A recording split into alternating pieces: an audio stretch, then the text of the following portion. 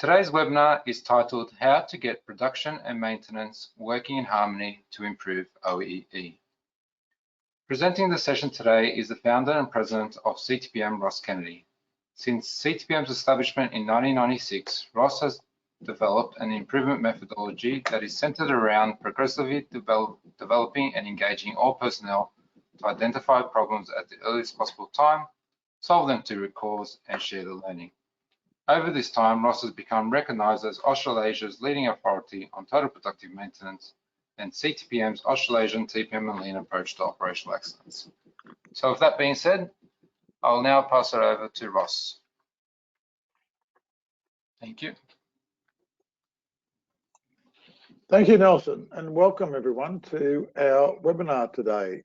And thank you for joining us. So I was just having a look at our registration list. We've got 17, other than Australia, we've got 17 countries represented today. So obviously people from all around the world, and thank you for attending. The topic, so obviously the topic is one of interest to a lot of people. How to get production and maintenance to work in harmony to improve overall equipment effectiveness, or OEE. And the 5 things I want to touch on today are the challenges of the I operate, you fix mentality, why maintenance employees can be cynical at times, developing an improvement plan to improve OEE and break down the barriers, role of OEE focused cross-functional teams, and finally the importance of a defect management system working in concert with the maintenance work order system. So a few things we want to touch on today, and I'll just get this all working, and we're off and racing. Okay, the challenge of the I operate, you fix, or us and them mentality. So I've just put a few thoughts down from, I guess, our experiences of one being a maintenance person. For my career is I spent first 14 years of my working career as a maintainer or maintenance person. Started off as a fitter and turner trainee at the Port Kembla Steelworks here in Wollongong. And then worked my way up through the maintenance ranks to maintenance manager before moving to a plant in Sydney for making polyurethane foam, and I did that for a couple of years. Then moved into production, and then became a production manager, and then I think after 20 years in the industry, moved into consulting. So some of the thoughts, and we certainly see this when I visit sites.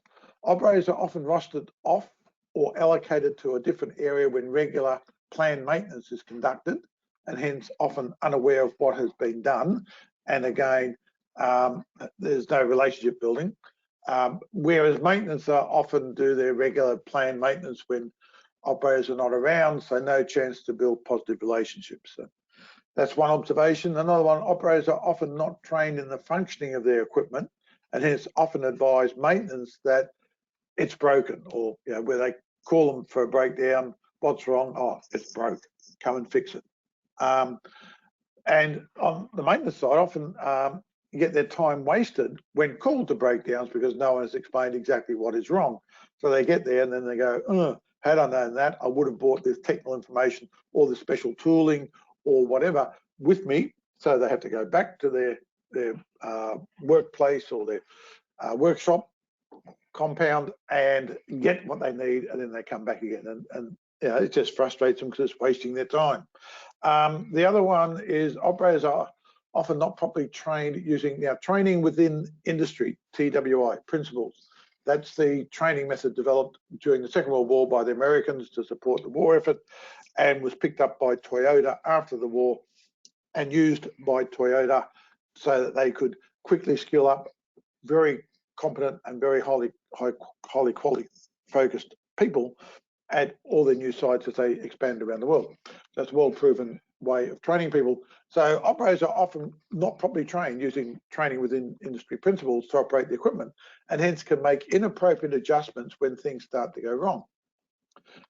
And then from the maintenance perspective or view of the world, maintenance believe they often get their time wasted again due to incorrect process adjustments by the operators. And hence it's this us and them, you fix it, I operate it type thing. Often production has the perception that most equipment issues are caused by poor maintenance, and you often hear comments at morning meetings that sort of infer that, where maintenance often has the perception that most equipment issues are caused by poor production practices. For example, not giving us time to do our proper preventive predictive maintenance, and poor operator skills. Again, it just promotes this us and them type mentality. So I don't know if you've got any of those in your workplace, but they're often the situations we find as the starting point for, especially when we go in to help companies go down the TPM or total productive maintenance path. Why maintenance employees can be cynical at times. That's another interesting one. And again, I guess as a ex-maintenance person, I can probably get away with saying that maintenance people can be cynical at times. And I've certainly met a lot of cynical maintenance people at the sites we've visited, and often for good reasons. Operators tend to work in a designated area, and most of the time things run well. So, yep, can be positive. However, when things go wrong, they are told just to go and call maintenance. So, don't have to worry about it. Things going wrong, someone else is going to look after it for them. Whereas maintenance tend to cover most of the sites, so they get to see all the things going wrong all over the place, and all the, I guess some people refer to them as management stuff-ups, and hence can have a different perspective of how the place works, which can often be negative, right? And they are only called when things go wrong. So every time something goes wrong, they get dumped with the problem and the issue. And that's why they tend to be, or can tend to be, a bit cynical. So we're trying to improve overall equipment effectiveness. So I thought I'd better very quickly talk about overall equipment effectiveness. The model we use is the 7 big losses, which includes the planned downtime. So it covers all opportunities for improvement. I think we've all seen the OEE model. Now, one of the activities we do in our public workshops is to get people thinking about what needs to be done to address these losses. So we have a slide where we start off with the losses on the left. And what I tend to do is not talk about planned downtime and set up and changeover downtime, because they tend to be specific issues required to address those two. But it's the unplanned recorded downtime, minor unrecorded stoppages, the reduced speed, rejects and rework, and startup and yield loss that we try to get people to think about. And then we start saying, well, what sort of activities do we need to do in the workplace to address these losses? And some of the things that come up on the list is detect and predict deterioration, so we can correct it, obviously. Establish repair methods, so we have good repair methods. Go out and restore the deterioration. Maintain operating standards, so we look after the equipment. Maintain basic equipment conditions, no looseness, no contamination, and make sure we've got perfect lubrication. Prevent misoperation, obviously. Prevent repair errors, and finally improve any design weaknesses. And then you say, well, who should get involved in this? Well, the options are production, maintenance, and design. And what we ask people to do is draw lines between the losses and the activities, and then draw the lines between the who, the people, and the activities, so you sort of get an alignment of who should be getting responsible for what, so they're responsible for getting rid of that loss. Now, what happens when we do this is that when we start thinking about unplanned recorded downtime, basically every one of those activities, if not done correctly, could lead to a breakdown or equipment failing. And what that also means is that when equipment fails, whether it's unplanned recorded downtime, i.e. breakdown, or minor unrecorded stoppages, like the little 1 or 2 minute things that the line stops at, are very, virtually the same. And then you reduce speed. Every time you stop the line, you've got to ramp it back up. So you're going to have reduced speed. Every time you stop the line, you're going to get rejects for rework because you've stopped unexpectedly in a breakdown situation.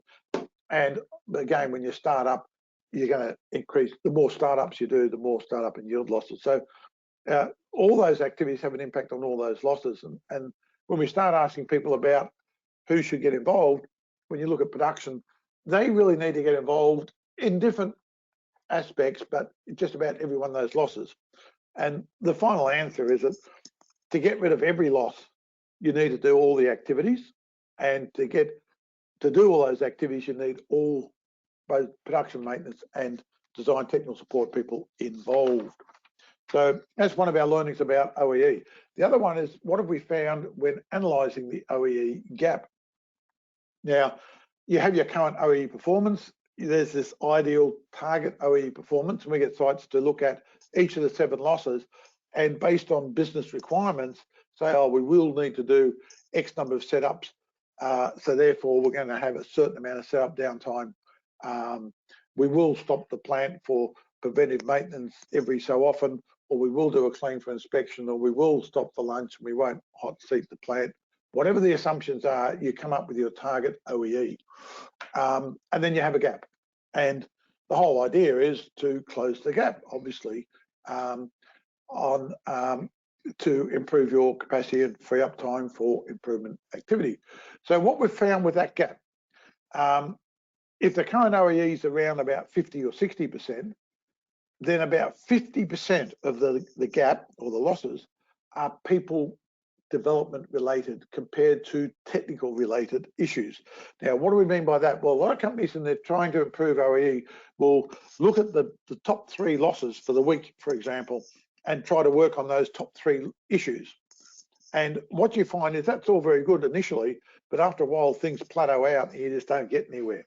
And that's because a lot of the losses are related to people development. Now, what we mean by that is, simple example, say a spring on the machine fails, and as a result, the label going on the bottle as it goes past is lopsided and obviously out of spec. Now, a technical solution is, let's have a better preventive predictive plan, and let's go and replace the spring every at a regular interval so it doesn't fail. And that's fine if the equipment is run consistently all the time. But if things start to go wrong, or you get fatter labels, or the equipment slows down and starts up and plays up, and things, you get a variation in the way we operate, that preventive predictive plan is all over the shop, because it's unless you're throwing the spring away every week, so to speak, which should last for 6 months. So what happens is it then starts becoming people related. Are we operating the plant properly? Are we running it to a standard way? When the spring does fail, do we pick up on the quality problem straight away, or do we wait until we get a pallet full and then we've got a big problem on our hands? When we start having the problem with the quality on the labels, how long does it take us to find the spring has broken so we can advise maintenance? All those are people development and capability of your people. And they're all the things that can go wrong that will reduce your OEE. So at the start, one observation. The other one is, if your OEE is about 65, 75, and you're heading for the 80, 85 mark, probably about 75% are the people development. Because in typical sites, they all focus on, let's do technical related issues. I don't think about the impact of developing the people, especially the operators, and getting them to understand more about equipment and having better ways of, like, training with industry ways of operating the plant, so the plant runs with minimum variation occurring. The other one that we've learned is that only about 10 to 20% of the gap are solving maintenance related issues. When you analyse, if a site, again, around the 50, 60, and I've been to sites where we've done this analysis, where they've gone and said, oh, Mr. Maintenance Manager, overall equipment effectiveness must be a maintenance issue, you go and improve it. And they get so frustrated, and that's why we got called in. And when you analyse it, you're only going to have a small part of that OEE that you can actually, as a maintainer, do something about. The rest of it is all related to production, or maintenance have to help production to achieve the loss and gap. So there's some other things about OEE gap analysis. So developing an improvement plan to improve OEE and break down the barriers. What we need to do is improve OEE using cross-functional teams initially, so as to break down barriers and create time for developing your operators. Now, obviously, the cross-functional teams will typically focus on the technical stuff, so you'll only probably get halfway using cross-functional teams in closing the gap. But it's critical to get that going, because this gives you an opportunity to start If you set the team up correctly to get both the production and maintenance people working together and getting a common enemy being OEE losses. Once you've done that, just so we get a full picture of this, you need to establish effective production area-based teams using work area management, which is an enhanced 5S for multi-shift operation. This is starting to develop the people development part, right? Getting the people right, getting the production people to be able to sort out their work area before you let them loose on the equipment. Then we train the operators to identify equipment defects and anomalies at the earliest possible time by establishing regular clean for inspections using the 4 stages and 7 steps of what we call operator equipment management or team-based autonomous maintenance. And I think one of the people asked questions used the Japanese language of JH or Jishu Hosen is another name for autonomous maintenance. But it's bringing that in once we've freed up time, once we've got the production people working well as a production area-based team and have the work area sorted out. The other thing we're going to do is create a maintenance support capability that can respond to small problems and issues identified by operators. If the operators find problems with the equipment and maintenance can't respond rapidly, you're not going to build up relationships. You're going to put barriers up to the point where the operators say, well, what's the point? Why are we doing it? We need to change the equipment so it's easy for the operators to find the problems, like perspex, instead of having solid, so you can see through and see what's going on. And then stabilise the production plan to ensure regular clean for inspections to develop operators and maintainers. If you keep changing the time all day of the clean for inspection, trying to get maintenance to align with that is extremely hard. So it's got to be done on a very regular basis. That need at least a production plan stable for at least a couple of days a week. And then ensure new equipment is designed such that it's easy for operators to find equipment defects or problems as TPM and user friendly, and that's what we call new equipment management. So they're the things that, like TPM is not just one activity, it involves production, maintenance and technical support, etc. So let's talk at the very front end, the role of the OEE focused cross-functional teams. What's that all about? Well, we use a framework for our Australasian TPM and lean methodology. And the framework is made up of, I guess, 3 areas of focus. One, production, and you'll see the production, which is focused equipment and process improvement, work area management, operator equipment management. Then you have your production support activities, maintenance, new equipment, support department. Then you have your value stream. So that's underpinned by your people and leadership development. And you'll notice underneath the top of the hamburger, so to speak, which is safety and quality, which is thought about all the time, you have cross-functional and area-based teams. So the cross-functional is the focused equipment and process improvement. The production area-based teams are the work area management, operator equipment management. So what I'm interested in is this one today is in particular, because this is the one where we have this greatest opportunity to start breaking down those barriers. So focused equipment and process improvement is a 9-step process. We have macro, means looking at the whole line, the big picture, the whole line. So it's a structured process. It's using the plan, do, check, act.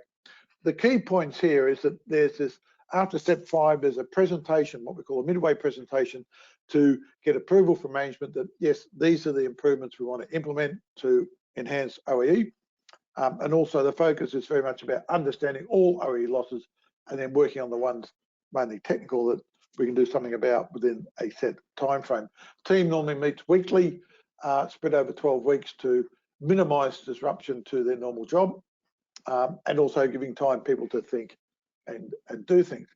The other part is the presentation at the end, which is the final presentation, again to allow people to share their learnings. Now, it's an iterative process. If you don't get 6 right, you go back to 5. If you don't get 7 right, you go back to 5. If you don't get 8 right, you might go back to 4, right? And just keep circling until you get somewhere within your designated time frame. The critical thing that we've found for a macro focused equipment process improvement, which is where you start and looking at the production line, which is typically your bottleneck production line, is that who should lead the team, who should be in the team. Now, you'll see on this list here, the leader is the salary person level 1 salary leader for the area. So it's typically the production supervisor, right, would lead the team because they've got to be involved. They're responsible for the performance of the line. Then you get to your production frontline leaders or your production leading hands for the area. Now, if you're working multi-shifts, you've got one on each shift, obviously. But you can't get people from multi-shifts on a cross-functional team because you want, ideally, the team to run during normal work hours. Doing it in overtime causes other heartaches. And if you stop overtime, you stop improvement, all those sort of things. So you just pick one shift to be involved and orientate the team, and then communicate to all the other shifts and get them involved through surveys and other briefing activities. But you try to get your 2 production people, a leading hand and an operator, if you can, without stopping the plant. Then maintenance, this is a critical one. If you've got mechanical, electrical, obviously mechanical's pretty common, you try to get a mechanical electrical person, and ideally the people who ultimately, when you get your structure and ownership sorted out for maintenance, that they will take responsibility for that particular area, right? And what you ultimately want to get is your maintenance people be able to work anywhere, but have areas of responsibility that they can become a master in and really build relationships up with the operators or production people. You want a couple of technical support people, and you want, what we try to encourage is the manager or the leadership team member, site leadership team member, come along as a team member, not a leader, because the supervisor's got to do the leading. Now the team's going to be properly facilitated. You'd have your improvement coordinator, and you may get someone from CTPM to help you. Now the key to this, it's all very well going out and saying we're just going to improve OEE, but what we're trying to do is change or break down the barriers and develop what we call champions or heroes for the improvement journey. And this leads into, this is something we introduce into our more advanced training, but it is an absolutely critical concept to get your head around and really apply in your workplace when you do proper cross-functional teams. And it's called the hero's journey. It's been around for a long time, well proven pathway to get change in workplace. And it starts off, this thing runs anti-clockwise, as you see the arrows, right? The call is the call to the new paradigm. In other words, you give people some education, TPM awareness training, and some people will go, yeah, that sounds good. Other people, there might be a refusal of call. Right? They go, yeah, why change? What's this all about? This is where you get that cynical sort of maintenance sort of coming out. Then by putting them in a cross-functional team, you start gathering allies, and you use that to then put the team together, and then cross the threshold is where you go and do the analysis. And the idea of the analysis is to do it to get people to do stuff they haven't done before. And that's, I'll show you the details of the analysis we do, but it's very detailed, and it involves observations, which is an incredible tool to get people to really see the world significantly differently. And I'll give you an example of that in a minute. Then the road of trials, that's your midway presentation. And then you get to go out and start implementing, and often what you do doesn't work as well as you think. Then you finally get the magical flight, and it does work, and you get some good results, and you go, whoa, this has got legs. Then it's the crossing the return threshold of coming back to the real world, and recognizing that, okay, there's a few of us in the team who've gone through this experience, and boy, this thing's got legs and it's really good. Everyone else out there is still scratching their head saying, what the hell are you doing? And therefore you've got to keep repeating the cycle with your people. Now, just to put credibility behind this, like I said, the hero's journey has been around for a long time. They make movies based on the theory behind the hero's journey. So it's all about the mundane world, current situation, call to adventure, being on a team, crossing the threshold, doing the analysis, doing observations and seeing things. Now, I remember I was at a site quite some years back in New Zealand, a timber mill, and I was visiting the site for a leadership team meeting, strategy session, and we had some cross-functional teams going, and a colleague was facilitating them. So I went in and sat down on this cross-functional team, which was looking at the how the main timber mill was running. And I remember towards the end of the meeting, I asked the question of everyone got any comments about, you know, how you found this process, because I was the one who written the manual and I always wanted feedback. And there's this elderly gentleman there, had been at the site for about 20, 25 years, electrician. And he spoke up and he sort of stunned me a bit with what he had to say, because he started off saying, well, I was against this. I got told I had to be on this team because improvement isn't voluntary. You get people to be on teams, part of their job. He said, I didn't want to be on this team. He said, I had to work with these operators. So they're the people who drag their knuckles on the ground as they walk around. He said, God, I was right against this. And I thought, well, that's pretty offensive, mate, what you're saying. And then he goes on, he said, no, he said, but I've learned. He said, you made me go out there and do this observation things where I had to stand in the mill for an hour and watch the mill and record all the minor little stops. He said, never done that. Been here for 25 years. Never been out there, stood there in the mill. I don't go in the mill when it's running. It's too hot, noisy. So I only go there when it stops. And when it stopped, all the operators stand around and do nothing. That's why I reckon they're lazy buggers and no time for them. But when I had to stand there, boy, those buggers actually worked well. They worked hard. He said, I've got a respect for them now. Yeah, just changed my view. It has. And that was his comment. And this is what the hero's journey is all about. If you do it properly and you facilitate it properly, because as you go through that crossing the threshold, people will get a bit cranky on you, right? But that's part of the process. To go pass the trials and masters of two worlds. So I'll just give you a bit of insight. Well worth researching it or learning more, because we've certainly use it as a foundation of doing a cross-functional team. Now, this is where the analysis bit comes in, is so important. There's a lot of analysis there. OEE loss analysis, I've mentioned, observations, etc. Getting the team to do all these different things they haven't done before, right? That's crossing the threshold. And allowing them to start seeing together, hey, it's not the operators that's causing the problem. Oh, it's not the maintenance causing the problem. Hey, if we work together, we can solve this. If you want to learn more about it, my first book about understanding, measuring, improving overall equipment effectiveness takes you through how to run a focused equipment and process improvement journey or team. Okay, just running out of time. 5, importance of defect management system. I threw this in because it's against another important change process.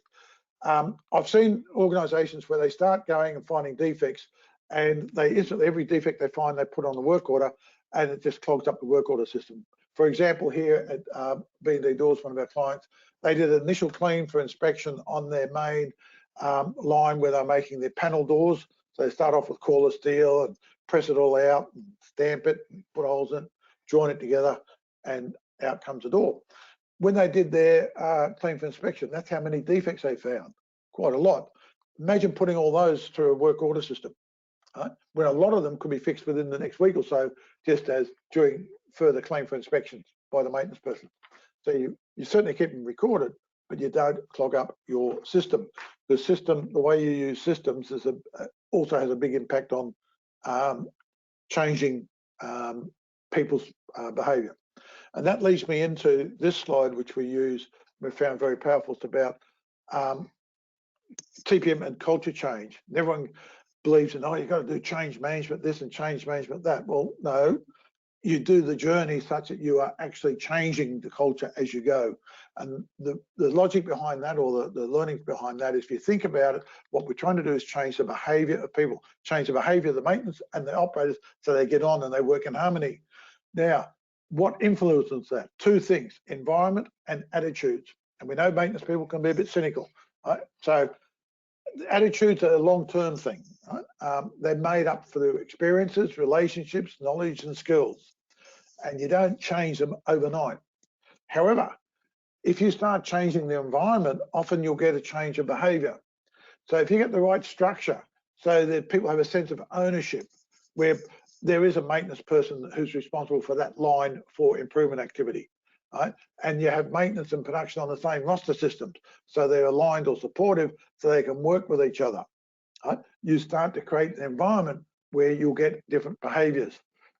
Start doing those cross-functional teams to increase, improve OEE to increase time for improvement, so you can get into production area-based team activity, where you can really get production and maintenance work together and help each other out. And having clean the equipment. That's where you get brownie points from the maintenance people. When they get to go and fix up a problem and they're working on a clean machine, they're a lot happier and a lot more positive than when they're working on or have to clean up a horrible mess before they even get to the equipment. So getting that right will change the environment. Obviously, work area management to get the tools ready and always there, what you want, again, makes it easy for people to use the right thing to do the right job. And regular clean for inspections, that's where operator equipment management comes in. Again, that idea of having clean equipment, but also finding problems at the earliest possible time, and your methods and systems, you can change those quickly and they will have an impact on behaviours. So that's the sort of thing we've found with the importance of changing culture is through changing the environment. Now, just a summary, total productive maintenance, or TPM, is based on having production and maintenance working in harmony to identify and rectify equipment problems at the earliest possible time, so as to increase capacity and significantly reduce manufacturing costs and maintenance costs. So I think that's pretty obvious. The integrated ingredients, this is another model we created for TPM focus sites to get them to really understand the sequence of how we should do things. And there's a summary checklist in the attachments to this webinar, which allows you to check at your own site, are we addressing the right things in the right sequence? So it's about preparation to free up time. And number 3, initial OEE improvement, is a macro focused equipment process improvement, team approach and the hero's journey, etc. Then getting into maintenance. And what we found was that I remember we're at a site where we had a very cynical maintenance group, very unionised, etc. And they were very against any change, any improvement. But because we had picked a couple who were reasonably positive, in amongst about 20 or so, and had them in the cross-functional teams, and we ran a few cross-functional teams first, they saw the benefit in it. Right? They went through the hero's journey, they saw the benefit. And then when we came to trying to get the maintenance people engaged, all of them through maintenance excellence, I remember at that awareness workshop, where when we started out, you could see the negativity in the room and where they, why are we doing this? We don't want to fill this survey in, etc. And the guys who had been on the cross-functional teams, they spoke up. We didn't ask them to, they just spoke up and said, hey, guys, this is good. This is going to help us. We're on these teams. We can see the benefit. We need to get involved. And then the guys came on board because it's their peers telling them to get involved. Right? So that gave us and the idea of maintenance time lost is to get the maintenance people involved through looking at their frustrations of, as I mentioned, being called to a job and not being told what's happening, not having the right tool available, not having the technical information available, all those sort of things. You start addressing that. Then you move on to, as I mentioned, about getting production area-based teams and work area management, and also making sure they've got the right skills to operate the equipment. And then you can get into the TPM activities of operator equipment management, steps 1 to 7. So that's a pathway. Right? It's we've certainly a well-proven pathway to really address all those barriers along the way. So just to finish up, how can we help? We have got our online self-paced accredited yellow belt training course based on our very popular 2-day course that we've been running for years and keep updating and enhancing. Well, that's the latest version, but it's now online, and we're starting to get excellent feedback from quite a number of people who've signed up for it and have done the course. But that's available. If it's going to, it'll give you a bigger picture of what we've just been talking about. We have our site membership and subscription. So there's benefits of just being a site member and enhancing that, the site subscription. And for example, with focused equipment process improvement, we have a detailed team member manual taking you through all the different analyses, etc. It's got to be done. That's the sort of thing you get access to, get your soft copy to print off for your team if you are part of our subscription. Something to think about. And we've got a special discount on that at the moment, celebrating our 25 years. So with that, question time. I think I went way over the mark. Sorry, apologies for extending the time, but hopefully you found that of some benefit. we asked people when they register if they've got any questions. We had a few. So while we're waiting for other questions to come in, there's a few that were posted to us. So I'll very quickly go through these. Brendan from Victoria, works for a paint company, manufacturing company. Experience around suggested changes that may not realise an OEE improvement may help with engagement. Hopefully you got from my discussion, and I read all these questions before I put the webinar together, thank you very much, is that you can get OEE improvement while you do the engagement bit. You do it in parallel, right? That's the key of the people development focused. And how to get production and maintenance to agree and prioritise those ideas that do impact OEE the most. They're in a cross-functional team, they do the analysis together, they see the losses, they see what's causing the losses, and they get agreement as to what needs to be done. It just naturally comes out of having that cross-functional team. From Mario in the Philippines, who works for a packaging company, how do you make production people run the machines with a maintenance mentality? Well, it's getting them up to OEM step 4, which is what we call training for inspection activity. So you've need to do everything else before, and then you get into OEM 4. I remember one time we had one of our forums where a lady was presenting with her team. She worked down in Tasmania in a food packaging company, and she made the comment that she'd been involved in TPM now for 18 months, 2 years, and she made the comment that when she first started, she said she used the example of a husband was someone who had a car that he used to love and used to work on the engine all the time, and he was really a bit of what they call petrol head, and he would lift up the bonnet and she would just naturally walk away and go, oh yeah, I'll leave that to my husband, not interested in one little bit. What she said was at the conference was after getting involved in TPM and doing operator equipment management step 4 or autonomous maintenance step 4, and learning about the functioning of equipment and really getting involved with the equipment, as well as being a very, very good operator. She now, when her husband lifts up the bonnet, she's the first one out there saying, oh, what about that? That's a bit loose and you've got to tighten this up. And she says, changed her world. She's a very good relationship with her husband under the bonnet these days. So that's an example where you can be done, but it needs to be OEM, what we call step 4. Ashok over in Steel Company. Onboarding of operators in maintenance or TPM work can be a difficult task. Would like to understand if there's a smooth change process that we can follow. Hopefully I've explained that today. There is a process, right, that is smooth and it does change people and it does get them on board if we do it as I've been talking about. We've seen many, many success stories.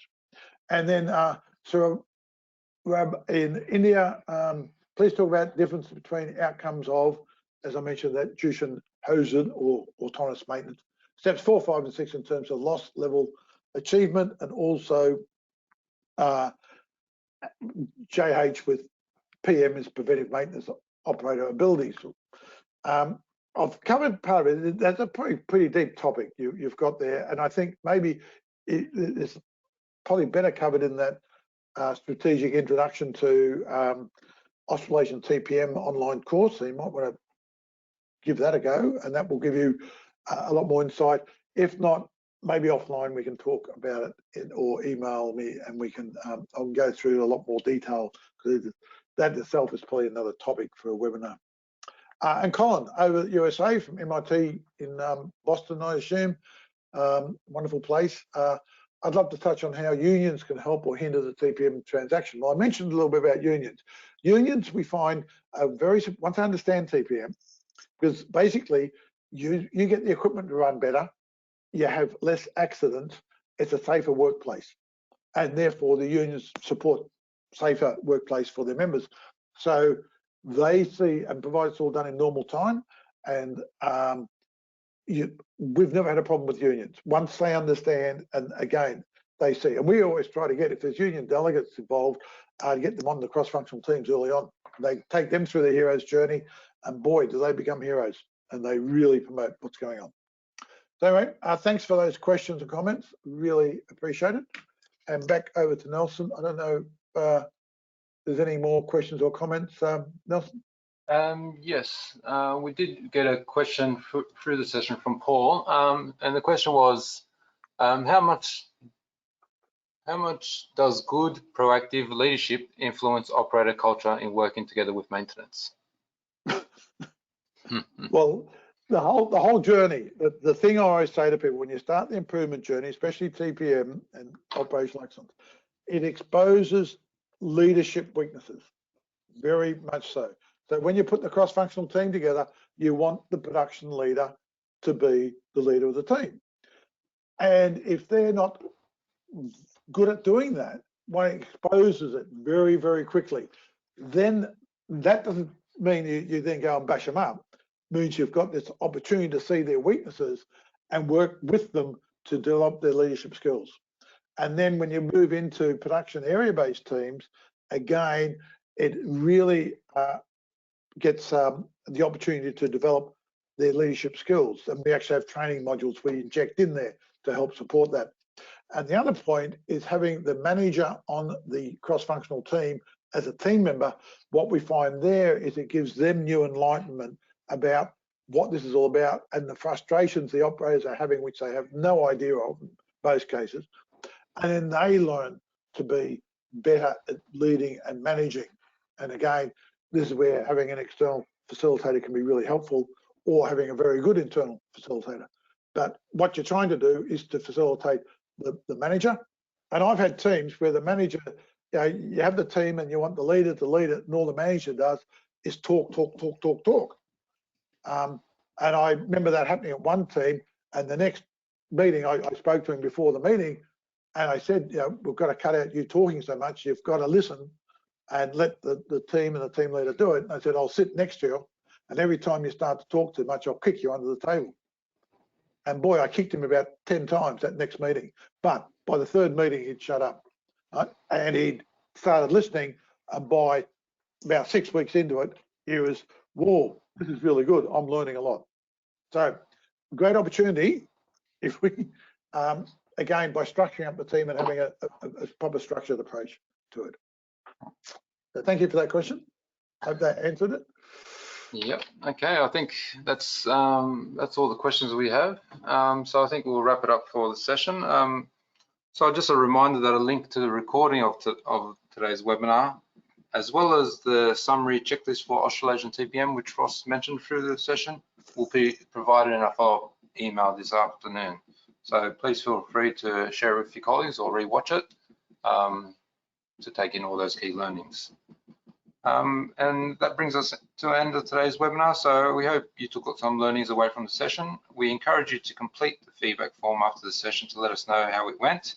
And if you have any topics for future webinars, please let us know and we'll have a look at that and see if we can put something together for you guys. Thank you once again for attending and enjoy the rest of your day. Bye for now. Bye. Thanks.